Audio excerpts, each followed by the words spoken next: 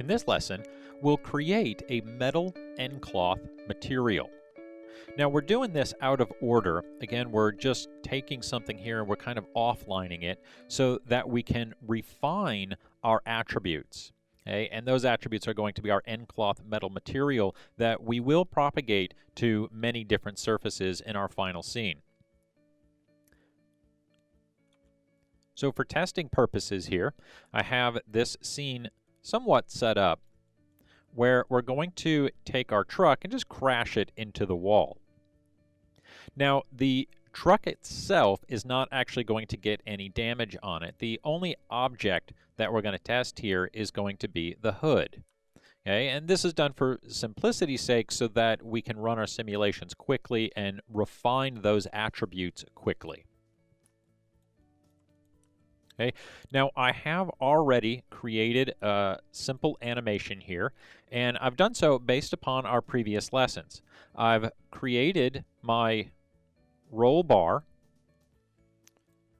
okay, and then I've added a uniform field to propel that roll cage into the wall. And you can see that I have a locator here that I have already attached and baked out to keyframes. Okay, so when we hit play, we'll just see that that crashes there. Now ultimately we're going to put the hood up there, okay, so that we get the hood making impact with that wall.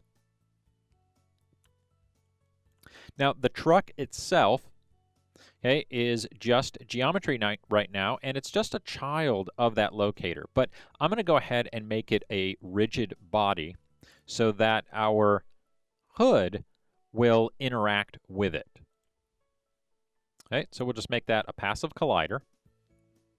And I'm going to drop that thickness all the way down to 0 so that it doesn't interfere with the hood at this point. And actually, let's just disable it so that we can get things moving here quickly.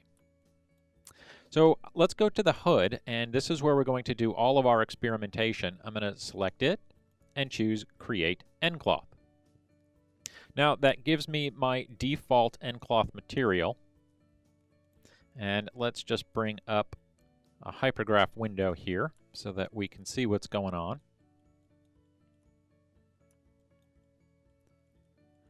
Okay, and there's our hood.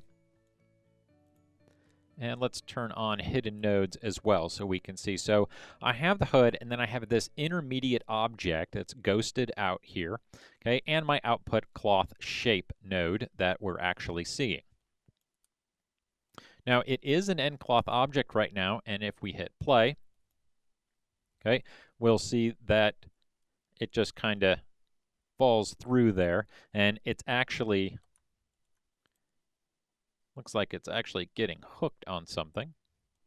Oh, it's actually getting hooked on our roll cage. So let's go in and let's bring up our outliner. Now, I really don't need that roll cage turned on at all. So I'm going to shut that off. Now let's just hide our truck. So there's my roll cage, and we'll just hit play. Okay, and now we can see that now our hood just falls to the ground. The locator keeps moving. We don't need the roll bar, we'll just hide that. Okay, now the hood, again, we need to make this into a metal object. Okay, now I'm not going to mess with any of my materials just yet. I want to go in and take a look in our hypergraph, okay, at some of the things that are happening here. So when I hit play, we can see that the object falls there. Okay, but we have two nodes here. One is my deforming shape, and if I click on nMesh, I can also display its input mesh, okay? And that is the mesh that I originally converted here over to nCloth. Now what's cool about this, and let's just switch back, I'm going to do display current mesh, is that that intermediate mesh is actually what the nCloth object will follow. So I'm going to take the hood, let's just make sure we're on frame 1, and I'm going to make it a child. This whole nCloth object will make it a child of the locator. Okay, and now let's hit play again. All right, we can see no difference there. Okay, it's still falling through space. However, if we look at the nCloth shape object itself, and we're going to scroll down here a little ways, we have these options here: input mesh attract and input motion drag. Now, the most important one in order for the hood to move with our locator is the motion drag. If we crank this up to 1, it will then follow its input mesh. This guy right here, the original surface, that's that intermediate object that we saw in the hypergraph. Now when I hit play, it goes right with it, okay? And we're getting the effects of air, okay, basically pushing against our surface, okay, as now it's deforming, okay, as it goes. Okay, I'm going to kill that, and that's actually our gravity that's causing a lot of that. So I'm going to turn off gravity. And this is going to be safe for me to do because this hood is never actually going to detach at this point. It's not going to fall through space. We don't need it to fall. In fact, there is an entire vehicle sitting underneath it, so that's going to block it anyways. All right, so now with that motion drag and the gravity off, let's just see where we're at. Okay, still getting lots of deformation in there that we don't want. That's okay. Okay, the other one we have here is the input mesh attract. This will cause my cloth object to be attracted to the shape of that intermediate surface, that input mesh. I'm going to keep this, well, actually, let's just crank that up to 1 for right now. Let's just take that damping all the way down and hit play again, and you'll see that, hey, now it's 100% solid, and it looks just like my input mesh. The problem, though, is that it basically is the input mesh and will return back to that shape. Okay, so it's kind of cool. It basically acts just like rigidity does, okay, but with a lot less computation. So we can kind of use that interchangeably. But the input mesh attract, we don't want that set to 1. We want deformations. We want this thing to break and to crumble. I'm going to set that to 0.1. Okay, this is going to help it just retain some of its shape. We don't want a whole lot of it in there, but we don't want it crumbling to nothing either. So we'll leave that there at 0.1. Okay, and then that will still enable some deformation to happen there.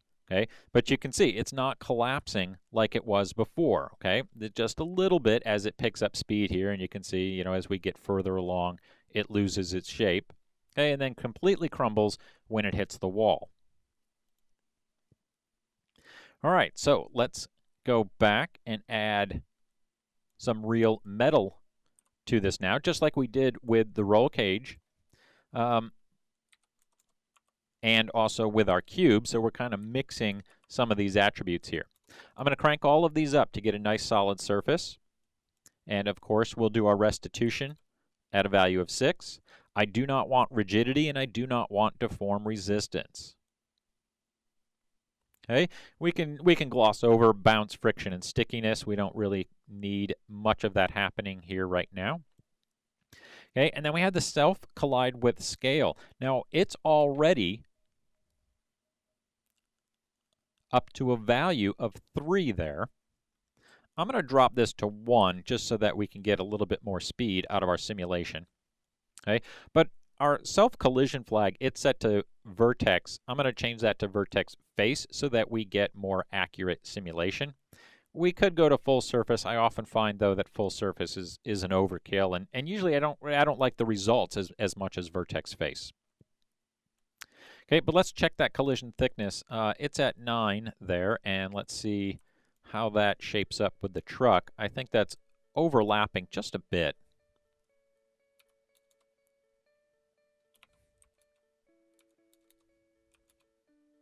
Well, we'll knock that down just slightly to 0.005.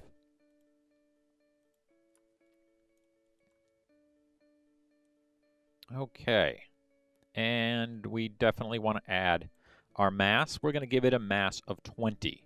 Okay, and again, that mass is going to kind of bring things together. Now, it's not going to do much as far as the object at rest, it's really only going to have an impact when the object actually makes impact with something else. So that mass is going to be critical for collisions.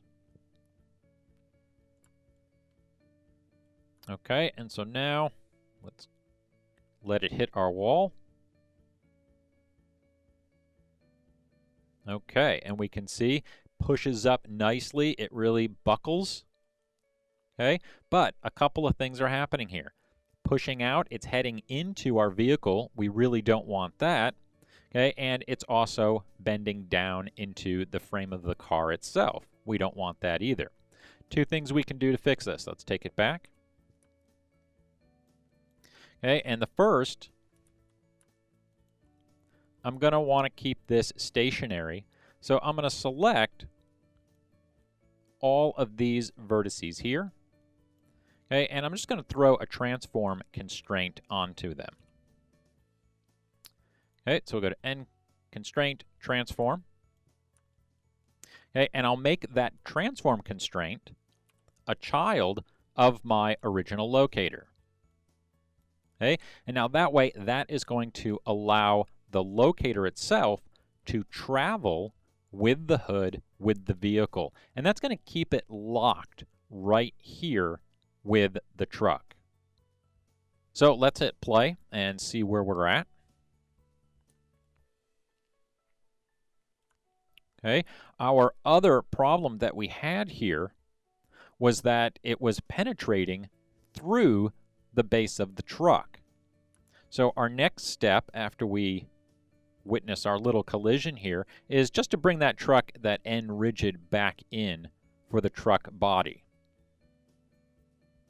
Okay, so we get a good collision, and let's just get a close-up there. We can see, okay, that it didn't move. It stayed nice and stationary. That also really helped with our deformation here and really helped crumble that hood.